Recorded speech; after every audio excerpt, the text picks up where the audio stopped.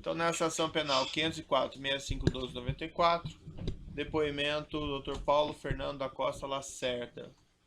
Dr. Lacerda, o doutor foi chamado nesse processo como testemunha. Na condição de testemunha, o doutor tem um compromisso com a justiça em dizer a verdade e responder as questões que lhe forem feitas, certo? Perfeito. O doutor conhece as regras. Eu vou lhe advertir apenas por força de lei que se o doutor faltar com a verdade, fica sujeito a um processo criminal, certo? Certo. E dito isso, eu vou passar a palavra aqui de imediato à defesa do senhor Luiz Inácio Lula da Silva, que arrolou o doutor como testemunha. As perguntas então, doutor. Bom dia, doutor Paulo Lacerda. Bom dia. Doutor Lacerda, o senhor, durante o governo do ex-presidente Lula, o senhor ocupou dois cargos muito importantes voltados ao combate, dentre outras coisas, que tem atuação também no combate à corrupção. Foi diretor-geral da Polícia Federal e ex-chefe da BIM. Eu gostaria de começar com o cargo de diretor da Polícia Federal. O senhor pode explicar o período em que o senhor ocupou esse cargo? Em 2002, com a eleição do presidente Lula, eu fui convidado pelo ministro Márcio Tomás Baixo, que já estava indicado para ser o ministro da Justiça, e ele me convidou para ser o diretor-geral da Polícia Federal. Eu assumi esse cargo no dia 8 de janeiro de 2003 e fiquei até setembro de 2007. Correto. Doutor Lacerda, nesse período de 2003 a 2007, em que o senhor ficou no cargo de diretor da Polícia Federal, o senhor teve autonomia para atuar e exercer as funções inerentes ao cargo? Sem dúvida. Foi uma das condições que eu apresentei ao então ministro Márcio Tomás Baixo, que a Polícia Federal tivesse independência no seu trabalho, e assim foi observado. Correto. Não houve, nem da parte do ministro Márcio Tomás Bastos e nem da parte do ex-presidente Lula, nenhuma interferência no trabalho do senhor, nenhum pedido para que não houvesse determinada investigação? Não houve não, absolutamente. Ao contrário, eu tive sempre apoio. Correto. O senhor poderia nos fazer uma exposição nesse período de 2003 a 2007, a Polícia Federal, durante o governo do presidente Lula, ela foi equipada, recebeu incentivos como aumento de salários para os servidores? Quer dizer, como é que foi o governo do presidente Lula nesse período em que o senhor exerceu o cargo de diretor-geral, diretor da Polícia Federal? Em 2003 foi um ano um pouco mais difícil, mas ali já estabelecemos a retomada do processo de modernização da Polícia Federal. Havia um convênio, um acordo de financiamento internacional para a modernização da Polícia Federal, inclusive tinha tido todos os trâmites legais, passado pelo Senado, etc., e estava parado. E nós conseguimos retomar, com o apoio do Ministério, do Governo em geral, conseguimos retomar. E isso representou recursos orçamentários e financeiros, permitindo que a Polícia Federal adquirisse equipamentos, na época, os melhores do mundo, numa parceria França e Alemanha. Então, o nosso Instituto de Criminalística foi modernizado, com, inclusive, construção da sua nova sede em Brasília. O Instituto Nacional de Identificação recebeu o equipamento EIFES, que na época era uma grande novidade, e nós, com esse recurso, pudemos também construir as nossas unidades. E, a propósito, eu lembro que nós inauguramos naquele período, houve a construção e inauguramos a Superintendência de Curitiba, da Polícia Federal, e a Delegacia de Foz do Iguaçu, que é a maior delegacia da Polícia Federal no Brasil. Portanto, para não citar outras, e houve também, neste período, a autorização para abertura de concursos, que a Polícia Federal daí conseguiu a autorização para abrir concursos para cargos policiais e de apoio administrativo, que praticamente dobrou o efetivo na época. Também houve a reestruturação administrativa da Polícia Federal no período. A Polícia Federal tinha uma estrutura administrativa que era entre as mais acanhadas do Serviço Público Federal, e nós conseguimos criar 7 diretorias em Brasília, elevar o nível das superintendências regionais em termos de DAS. Enfim, foi um período muito propício para a Polícia Federal expandir as suas atividades. Correto. Eu li, inclusive, eu não sei se é correto, mas o senhor, inclusive, chegou a utilizar numa entrevista a palavra refundação da Polícia Federal durante esse período. É correto, quer dizer isso, que em virtude de toda essa reestruturação, essa atenção dada durante o governo Lula à Polícia Federal, houve uma espécie de refundação da Polícia Federal? Não, eu não utilizei essa palavra, não. Eu reafirmo que foi um processo muito importante para a Polícia Federal, mas a Polícia Federal é um órgão bastante antigo, vem desde de 1944 e vem crescendo. Eu devo ter afirmado isso que eu lhe disse anteriormente, que houve um apoio grande por parte do governo, o ministro da Justiça à frente, o próprio presidente Lula também nos apoiou nesse sentido, e houve uma reestruturação. Eu não diria refundação, eu acho que é uma palavra que não se adequa. Talvez tenha sido reestruturação mesmo. Nesse período, quer dizer, em virtude dessa reestruturação e dessa autonomia, a Polícia Federal logrou realizar operações voltadas ao combate à corrupção e lavagem de dinheiro?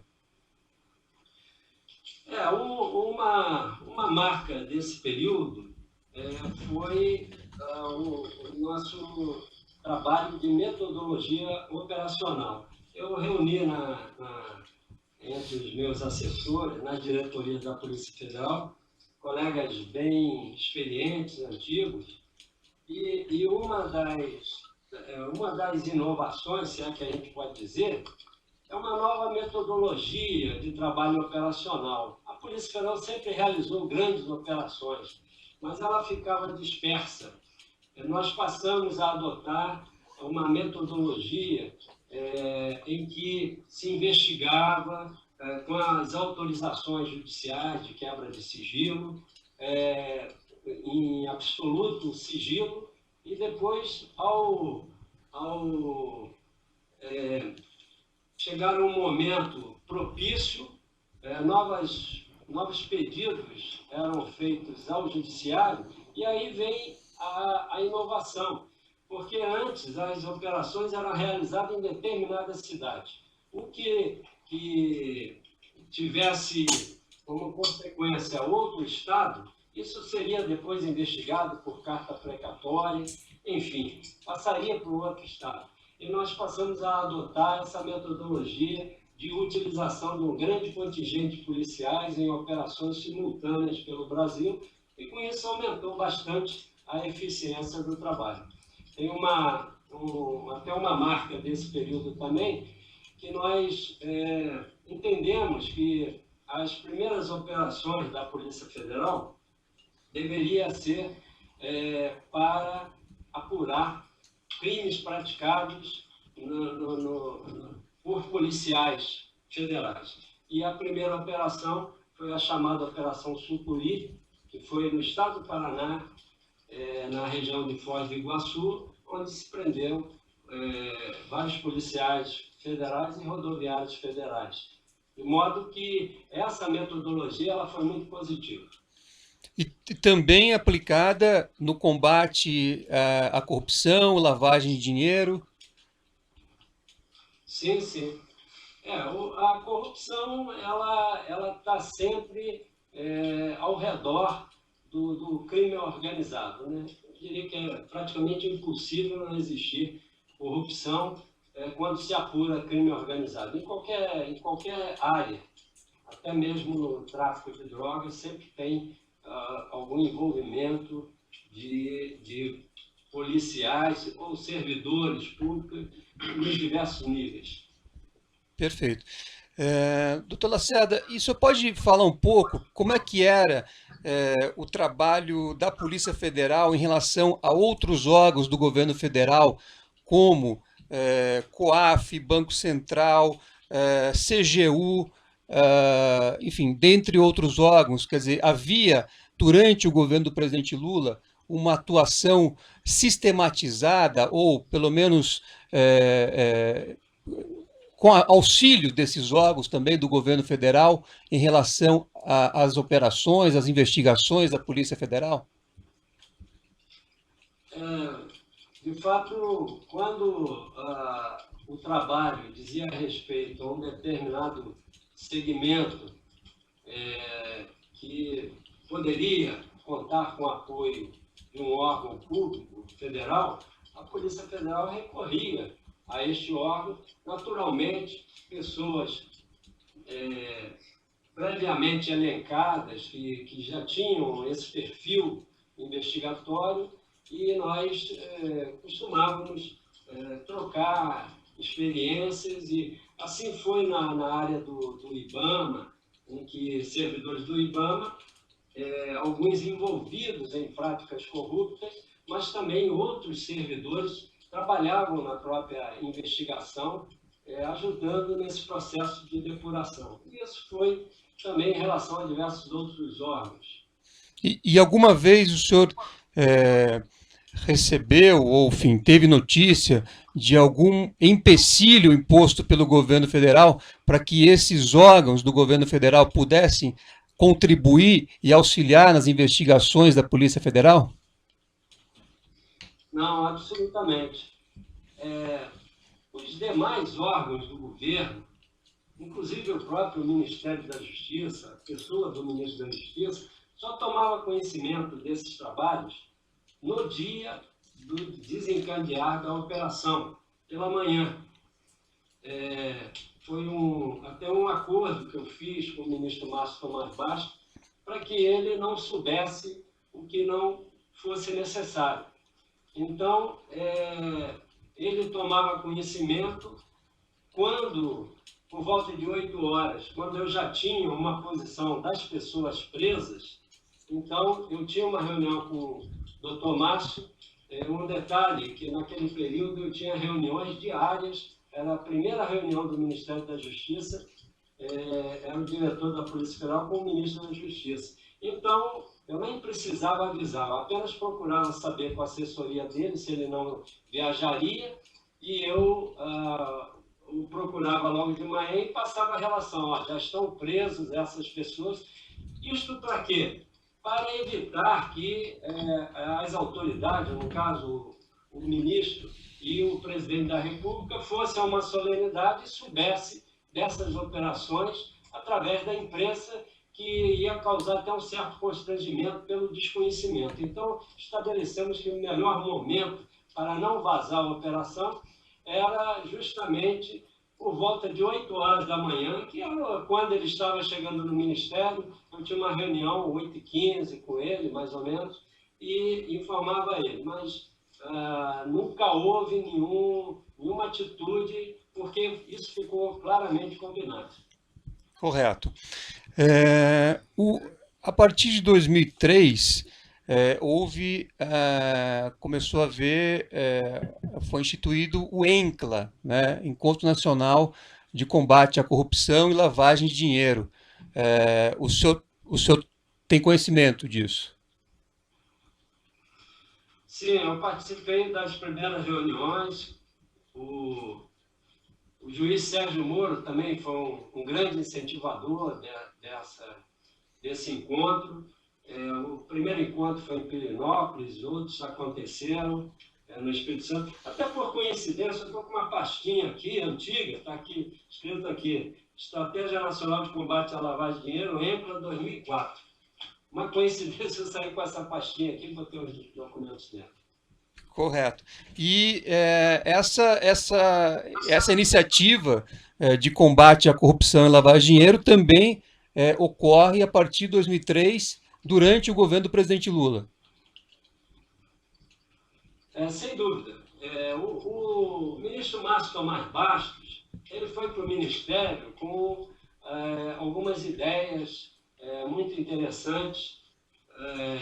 Ele foi o incentivador e que criou o Departamento de Recuperação de Ativos no Ministério da Justiça, que trabalhava dentro dessa estratégia nacional de combate à lavagem de dinheiro, que depois se estendeu também para combate à corrupção. Correto. E nessa estratégia, ali particularmente do ENCLA, salvo engano, participam ainda hoje, cerca de 50 a 70 entidades ligadas a investigações, ao combate à corrupção e lavagem de dinheiro. É correto dizer isso? Sem dúvida. Tem a participação do Banco Central, do COAF, Ministério da Fazenda, todos os órgãos que têm afinidade com o tema. Isto, na minha época, já iniciou esse processo. Hoje, pelo que eu sei, está bem mais desenvolvido. Correto. E durante o período em que o senhor participou das reuniões do ENCLA, alguma vez foi discutido o assunto de corrupção na Petrobras? Não. Na verdade, o tema era basicamente uma discussão acadêmica. Como vamos fazer para estabelecer uma estratégia nacional? Era assim que era discutido. Não entravam ali temas específicos, vamos fazer isso, vamos fazer aquilo, pelo menos até o tempo em que eu acompanhei esse encontro. Correto. No período de 2003 a 2007, em que o senhor ocupou o cargo de diretor da Polícia Federal, o senhor recebeu alguma notícia de cartel na Petrobras que estaria praticando atos de corrupção? Não, eu não tive essa informação. A Petrobras sempre teve um conceito elevado. E as investigações que chegavam, as denúncias que chegavam à Polícia Federal, elas eram investigadas. Se não houve, nessa época, uma investigação em torno da Polícia Federal, porque não chegou notícia específica envolvendo a Polícia Federal. Lembro-me que mais à frente, quando eu estava na ABIN, aí surgiu um caso na Petrobras que era o desaparecimento de um microcomputador, um laptop com informações estratégicas, técnicas da Petrobras lá em Macaé, que dizia respeito a assunto sigiloso empresarial. E aí houve as investigações, houve até a abertura de inquérito. Foi o único caso que eu me recordo até então. Correto. O senhor alguma vez recebeu, por parte do ex-presidente Lula ou de alguém em nome dele, alguma orientação para não investigar atos de corrupção na Petrobras? Não, de maneira nenhuma. Nem na Petrobras, nem fora da Petrobras. Não houve nenhuma interferência. A única observação que eu faço, e não foi atitude de governo, um ou outro parlamentar, às vezes, pediu audiência na Polícia Federal e queria indicar algum servidor da Polícia Federal para este ou aquele cargo, normalmente superintendente regional. E aí vinha conversar comigo e eu dizia que não seria possível, porque isso já tinha sido acertado com o ministro Márcio Tomás Bastos e com o presidente Lula, que não haveria interferência. Normalmente gente do PT ou do próprio PP faziam essas sondagens e com meu esclarecimento não voltavam ao assunto. Correto. Então, na condição de diretor da Petrobras, da Polícia Federal, o senhor nunca recebeu de nenhum cidadão, de nenhum órgão de investigação, do Conselho Fiscal da Petrobras, das empresas que auditaram a Petrobras, enfim, de nenhum órgão de controle interno ou externo da Petrobras, nenhuma notícia da prática de crime, de corrupção dentro da Petrobras. Veja bem, eu fiquei um período longo na Polícia Federal. Era muito comum receber correspondências e às vezes as pessoas faziam denúncia. Eu pegava aquelas correspondências e mandava para o nosso setor de inteligência. Aí eu não posso afirmar se dentre aqueles tinha um ou outro da Petrobras, eu não sei dizer se tinha. O fato é que o procedimento correto era esse. A maioria denúncias anônimas e chegava ao gabinete e eu as abria, dava uma lida e despachava para a nossa diretoria de inteligência policial, que ela ia fazer a primeira análise do material e ver o que poderia ser feito. Agora, uma situação formal, assim, de denúncia, assinada e pedindo para apurar determinado fato, não me recordo de ter recebido. Nem do Ministério Público Federal e nem de nenhum outro órgão de controle interno ou externo. Bem, como eu lhe disse, eu ao que me recordo, não. Que fosse algo assim marcante, como hoje nós estamos vendo o que aconteceu com a Petrobras, não. Isso aí não. Não sei se o período a que se refere essas investigações, eu não estou dentro delas, eu não sei se esse período diz respeito a 2003 ou se foi mais adiante. Eu fiquei no período de 2003 a 2007, foi setembro de 2007. Nesse período, assim, algo de marcante envolvendo a Petrobras, com certeza, eu pessoalmente não recebi. Se houve encaminhamento, houve para outros setores. Correto. Com relação ao cargo de chefe da ABIN, nesse cargo, o senhor já disse que chegou uma notícia relativa a um computador da Petrobras que foi ali, teve o seu desdobramento cabível dentro da ABIN. Agora, com relação a qualquer ato de corrupção na Petrobras, de forma marcante, como o senhor disse, houve algum tipo de notícia no período que o senhor esteve lá? O senhor pode esclarecer isso? Bom, é a mesma situação. Que tenha passado por mim, não teve nada de marcante envolvendo a Petrobras. Eu considero marcante esse fato que eu lhe informei do laptop. Agora, envolvendo corrupção, que tenha passado nas minhas mãos, não. Eu fiquei na ABIN de 2007, setembro de 2007, até dezembro de 2008. Não houve nenhuma indicação. Agora, eu ressalto que esses órgãos são órgãos grandes, tem setores que atuam de maneira independente. Só quando aquilo se transforma em algo realmente relevante, aí eles levam ao diretor-geral para que tome conhecimento. Então, nem tudo que chega na forma de miudeza de uma informação, às vezes uma denúncia pequena, uma denúncia anônima, envolvendo um ou outro servidor, isso nem sempre passa pelo diretor-geral. Correto.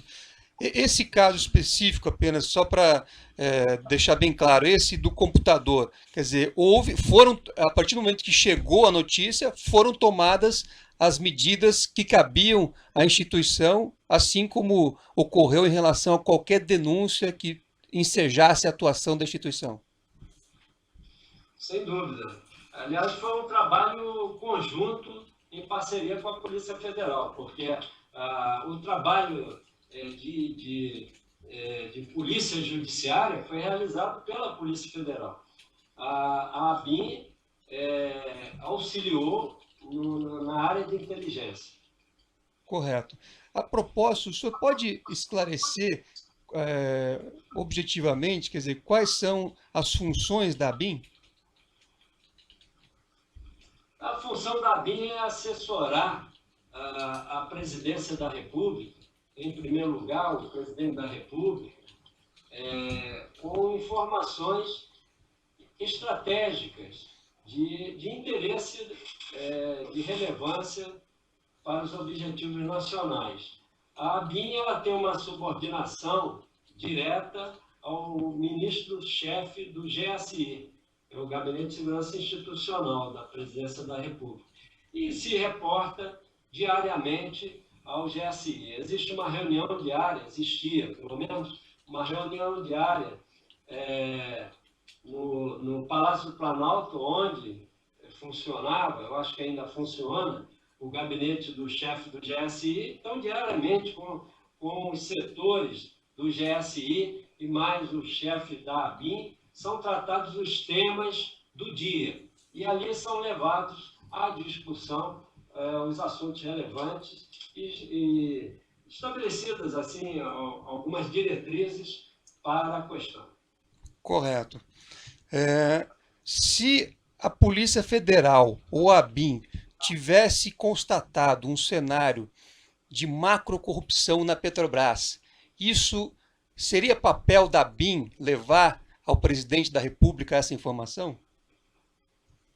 Eu acho que a ABIN, primeiramente, ela produziria algum documento de inteligência e enviaria para o chefe do GSI, que no caso, no meu período, foi o general Félix. E assim faria. Qualquer caso que fosse considerado relevante, seria feito um documento de inteligência e entregue ao GSI. Correto. O GSI, por sua vez, o GSI, por sua vez, era quem despachava com o presidente da República para tratar desses temas. Correto. E o senhor se recorda, tem algum registro de alguma vez a ABIN ter levado ao GSI alguma notícia de um cenário de macrocorrupção na Petrobras?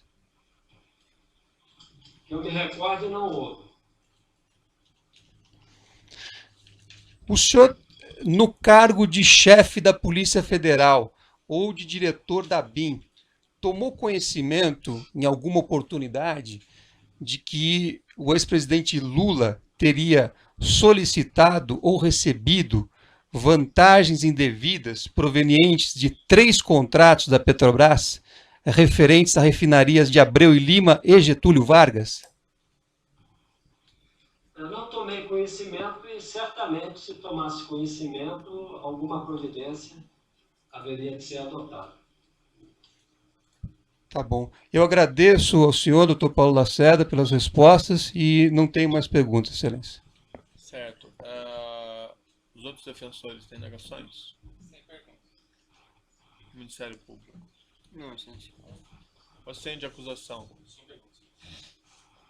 Só um esclarecimento do juiz muito rapidamente. Doutor Lacerda, é um prazer revê-lo ainda aqui no banco de testemunhas. O doutor era diretor da Polícia Federal na época das investigações daquele que acabou sendo denominado vulgarmente de mensalão, correto? Sim. A Polícia Federal participou das investigações relativamente a esse caso criminal, é correto? Sim, participou sendo certo que era um inquérito conduzido pelo Supremo Tribunal Federal, através do relator, e a Polícia Federal cumpria as diligências. Certo. Nesse período, o doutor recebeu alguma mensagem, orientação do ex-presidente a respeito dessa investigação? Não recebi não. A orientação era genérica de governo para que cumprisse os procedimentos. Uhum. Mas não especificamente relativamente a esse caso, uma orientação que vinha de antes, então. Não.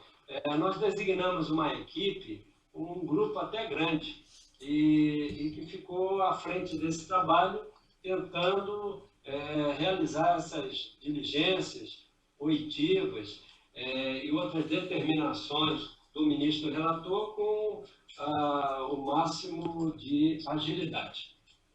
Tá bom, era o esclarecimento do juízo. Então eu declaro encerrado o depoimento do Dr. Paulo Lacerda.